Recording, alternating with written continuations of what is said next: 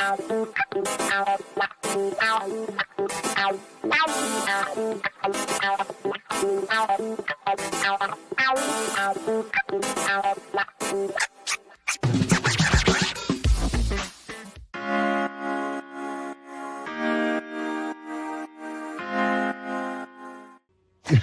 vaccine is steak. What? Steak. Okay. What? Hey. At this point, I'll take any injection. I don't care if it's black tar heroin. Just pump it into my veins and call it something. I don't know. John Fugelsang said he got Duncan Hines. It's new. I don't know. Because I started out with high standards. I was like, I'm going to go for the Johnson & Johnson vaccine once and done, and I'm going to be done. It's going to be super efficient. I'm going to be. Yes. I'm going to make the trains run on time. I've had COVID, so I was like, yeah, I can. Apparently, I only need one shot. I was like, I might as well. Well, but we were saying, Bob, we've been talking in the first. You knew it. That Trump and Fox News were going to run with this news to spread their stupid anti-vaxxer, information. And, we were saying, Chris was saying, I mean, it is sort of on the line. I understand why they did it out of maybe an overcorrection and an abundance of caution because of Trump destroying the credibility of the CDC and the FDA, right? But, that being said, it is a really infinitesimal amount of people that it is, I mean, Chris was saying, is it worth it to scare people about vaccines when this is really, scientifically anyway, such a blip, right?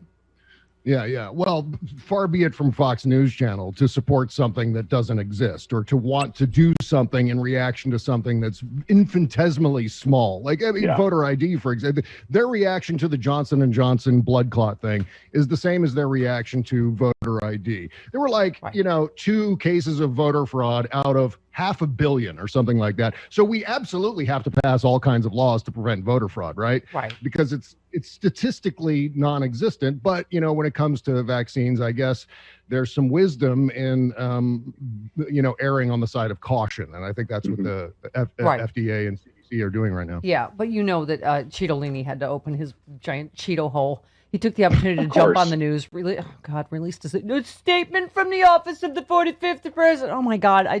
Don't you picture him with some little kazoo and a scroll just because he's not on Twitter? Just it's time for another statement. Probably Shawnee probably has the cheap butter commercial music. Excuse me, I have another proclamation. Statement from the office. Whatever. He said the Biden administration did a terrible disservice to people throughout the world in calling for the pause, adding doing so would cause the reputation of the vaccine to be permanently damaged. Oh, he should know about permanently damaging people's reputations, but okay. And he said perhaps all of this was done for politics, or perhaps it's the FDA's love for Pfizer. They didn't like me very much because I pushed them extremely hard. But if I didn't, you would have had a vaccine for 3 to 5 years, maybe not at all. Oh my God. He uses every opportunity, right, to make it about himself, to make it take credit for the vaccine. Oh my God. Anyway. Yeah. And I saw Tucker Carlson saying, why is it that they're still doing COVID restrictions? Is it really that the vaccine doesn't work? Yes, we said that. That kind of. Yes. Oh my God! Yeah, John Aravosa is exactly right. Yeah, that show needs. I don't know how Tucker Carlson made it through the purge that happened after the insurrection. I don't know how he survived that one. But this is absolutely a danger to public health. This is not. It's not just a danger to his ridiculous sucker red hat viewers. It's a danger to everybody. Because, you get the variants in there and you get this irresponsible behavior and suddenly we're experiencing these giant peaks again like we did all last year. Yeah. And it would all be because of Fox News Channel. And that's the kind of climate they're asking for here. They're manifesting this through their nonsense. Yeah. And it is nonsense. Yeah, it is nonsense. This is why I once again highly recommend John Fugelsang's Tucker Carlson impression with baffled bitch face from the Sexy Liberal. Oh, yeah, by the way, oh my God, Hal Sparks did a great Don Jr. yesterday on his streaming show. Yes. It was, I was trying to work out and I was listening to Hal Sparks' show, his streaming YouTube show. Yes. And he was doing the Don Jr. tape, the latest Don Jr. video. Yeah. With the guys, and he was doing the hand gestures, guys, come on, I couldn't stop laughing. It was hysterical. Yeah. And then, of course, his presentation on the anniversary show, which, by the way, happy anniversary. Thank you, Angel. Thank you. And thank you for your contribution. You're always the sexiest of the liberals. But, I feel like scientists have to put out this story. The COVID vaccines work really well. Isolated infections of vaccinated individuals in a half-baked, non-peer-reviewed study don't change that. Vaccines are safe, despite reports of a very small number of women, 6 out of 7 million, suffering blood clots. We're talking about the J&J. No one ever claimed, this is a good point, that any vaccine is 100% effective. Historically, a vaccine is considered highly effective if it blocks infection in 60 or 70% of people. And obviously, the 3 COVID vaccines are, right? I mean, all around 90% in real-world studies. That means as many as 1 out of 10 people who get the vaccine might still catch COVID. I mean, you're right, Fox, and they're just trying to play gotcha. Right? I mean, right. A small and somewhat sloppy study from Israel seems to signal a new variant of COVID might beat the Pfizer vaccine, but there's no clear evidence that any variant has evolved to evade any of the major vaccines. This was one small study that people pounced on, as I was saying, from and I in my team Moderna, in my fervor I went after but mostly that was just to annoy Chris, which is mostly what I live for. That's why I'm here. Reams of peer-reviewed data from huge trial groups repeatedly vetted by multiple authorities make it very clear the FDA-approved vaccines work. You should get one of them as soon as you're eligible. Not only will the shot protect you, it will help protect the people around you too. Period, Bob, right? I mean, it's... Yeah. Well, and the reaction too is going back to what Tucker was saying last night, and Donald Trump. The fact is that they like to take things that don't exist and come up with solutions for problems that are completely made up. And we saw another James O'Keefe video dropped yesterday where they were doing a prank video about CNN, right? And so I expect the Republicans to pass legislation based on this ridiculous prank video at any moment now, which is exactly what they did in Georgia. They passed legislation, election laws based on absolute fiction made up by Donald Trump. They defunded Acorn based on a ridiculous made up James O'Keefe video. Right. They defunded Planned Parenthood based on another prank video. Yeah. So they don't require factual reality to legislate upon. Like this whatever idiot Trump statement. If Pfizer didn't like me, it's like Pfizer said the same thing to him that they did at the Biden campaign. We will be done at the speed of science. It's like they're not going to. I mean, Trump, of course, said it would help me a lot in the election if you could hurry up. It's like, anyway. Well, and you guys nailed the dichotomy here between what Fox News is telling people, what people like Donald Trump and Donald Trump Jr. are telling people versus what they themselves are doing. I mean, they're taking the precaution. I'm sure Donald Trump Jr. and Tucker Carlson are both fully vaccinated. Of course. But at the same time, they're trying to create this hysteria around the vaccinations, whether it's the vaccinations themselves or the crazy new ooga booga thing that they're scaring everybody with right now, which is the vaccine passports, which are kind of not even really a thing. Yeah. Unless you don't want to walk around with your vaccine card all torn up and ripped apart and whatever. All it is you put it on your cell phone. It's just a QR code that you put on your cell phone. It's the simplest thing. It's not a requirement. There's no legislation being run through Congress right now to require the QR code app on your phone. It would be ridiculous because, first of all, it would require you having a phone, and there are a lot of people who don't have cell phones still this day. Right. But again, it's ridiculous fear mongering. Yeah, and the other big story, of course, you were all over on Twitter. It's just it is so upsetting watching what's happening in Minneapolis or Minnesota in general, Bob. Between the Was that guy the most unlikable? The guy testifying, Barry Broad, the former police officer, so-called use of force expert. First of all, they paid him $11,000 to say that Derek Chauvin's actions were justified.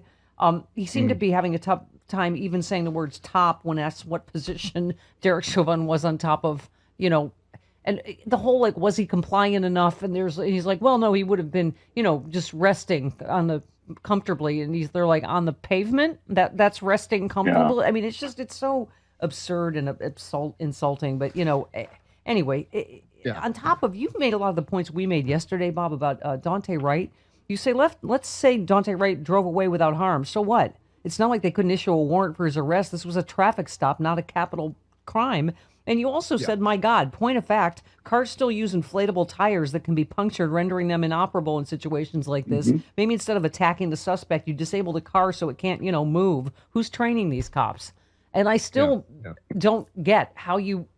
I mean, I don't know what... Obviously, in the New York Times, they showed the tasers like bright yellow little plastic thing. And I assume they make them a color so they, first of all, look a lot different than their gun, right? But it's also, she was holding it for quite some time going, I'm going to tase you, I'm going to tase you, tase. And I'm like going, really? All that time you wouldn't have noticed that you had your gun and not your taser in your hand? I mean, it's... And as you sort of say, why would you have to tase him in the first place? Right? Right, exactly. This is a non-violent offender. There was nothing indicating that this guy was going to be a threat to the community or anything else. He had a air freshener hanging from his rearview mirror, and there was a warrant for a prior misdemeanor. Well, except big effing deal. But Bob, Charlie Pierce broke this, I think, on our show yesterday. Minnesota court sent Daunte Wright's court notice to the wrong address and then issued a warrant for his arrest. Now he's dead. The court sent it to the wrong address. I mean, it's okay. Yeah. Whatever happened to the concept of, well, we lost them, and then you live to fight another day. At the very least, there is no black man corpse at the end of that process. Yeah. Well, we lost him. Okay, you go pick him up at his house. Right. You've got his address. You've got his license plate number. You've got all of his information. It's not going to be difficult to find a 20-year-old kid driving around in a car with his girlfriend or whatever.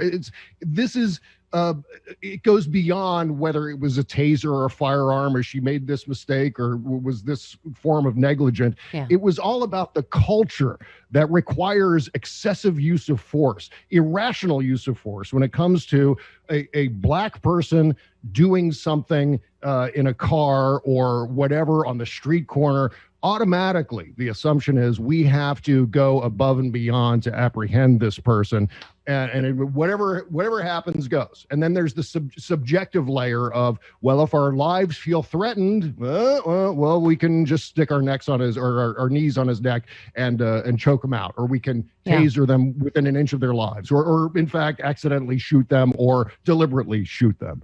This is nonsense. It's the culture of overreaction, itchy trigger fingers, and that has to change. There has to be a solution. Well, I mean, and this woman, she has resigned. Kim Potter is the officer who killed Daunte Wright. She was immediately put on administrative leave, but then she resigned after they fired the city manager. I mean, this whole Amanda Gorman, who we loved at the inauguration, said, being alive while black is exhausting. Take care of yourself and each other. It's all I can think of is that to know that a routine traffic stop could end up in you being dead. I mean, that is terrorism. That is a form of, intimidation that goes well beyond the task, the mandate of to protect and serve. That is, we're going to intimidate anyone with dark skin. It doesn't matter who they are or what they've done. Bob, somebody wrote an extraordinary piece. It was on my Facebook page. We'll have to see if we can find it. I don't know if it was, obviously quoted from somewhere, but it was a whole long piece listing all of these black, tragedies at the hands of police, and it's what it's like to be a black person in America. It's like, I will be, drive slowly, citing, whoever I will make sure my taillight, I will, make sure my music is citing all the black people that were killed for these stupid, ridiculous non-offenses, I will do this, and then I won't breathe, George Floyd, and then it won't fall asleep because Breonna Taylor in my bed will just sit here and not, I mean, it's literally, can black people do anything without feeling afraid in America today? Well, here's an example. Second Lieutenant Karen Nazario, who was the Army officer who was pulled over in Virginia and pepper sprayed by cops, who really seemed anxious to be able to do that. They really were enjoying themselves. Right. And the problem with Nazario is, oh my God, he had tinted windows. What are we going to do? How are we going to protect the children from these maniacs driving around with their tinted windows? Yeah. This is just a complete overreaction. This is racism. This is a police procedure run amok, and it's got to change. I mean, the training has got to change because there's one too many of these cases. And we say this every time. I love the Mad Libs script that we all have to go through. whenever this occurs. But the only way we're going to get through is by repeating this and repeating this and repeating this until someone understands and makes some change here. I mean, I got pulled over one time for tinted windows myself. Guess what? I didn't get tasered. I didn't get pepper sprayed. I didn't get yanked out of my car. I didn't get yelled at. There's no raising of voices. I just sat there. Why? Because I'm a white guy. And that's an exceptionally large white man as well. And it looks like a genetically engineered super soldier. So I'm just saying. And they probably just told you to fix it. That's it. Yes. Yeah. Well, I got a ticket, but it was a shock. I didn't know that tinted windows were against the law when I lived in Pennsylvania, but there it was. Yeah. They even had a little mechanism that they tested the window. An air freshener was against the law. It's not actually, but okay. It is in California too. You can't hang anything from your rearview mirror. That would be because it's being black. It's being black is against the law. Okay, got it. Yeah. Well, I'm always struck by the other thing Amanda Gorman told us, so memorably is there is always light. If we're brave enough to see it, there's always light. If we're brave enough to be it, and I think that's that's all we can do. But you think like, look how unprecedented and worldwide and diverse the George Floyd protests are, and here we are again, right? Where we think there was gonna, and in this trial, you feel like there is real change. Like the blue wall has broken. They're testifying against him, but then you're going, wow. At the same moment this trial is going on, all this other bull is happening at the same time again. Yeah. And so, Amanda Gorman also is right that it truly must be exhausting to be black every day in America. Brought me back to the Walter Scott case back in 2015 where he was pulled running over away. for a broken taillight. Yeah, he was running away and the guy shot him in the back and then tried to frame him saying that Walter Scott tried to take his taser. And this is the nonsense that black people have to deal with every day. And I think in a sense, it's kind of a double-edged sword that we now all have, handheld cameras that we can video this stuff and get a record where, we're actually finally now seeing everything that people have been dealing with for decades and decades and decades, if not longer than that. So, yeah. Bob, have I ever mentioned to you that the Bob Cesca Show is essential? I think I have. Okay. It is. I know that. On the Sexy Liberal Podcast Network. Love you. See you next week. Your podcast superstation. Yes, your podcasting superstation. Yes, we love you, Bob. It is full of superheroes like Bob Cesca. All right, Captain America over there. Okay. We love you. Okay. See you next week. Love you too. Right back on Thanks, Bob. Bye.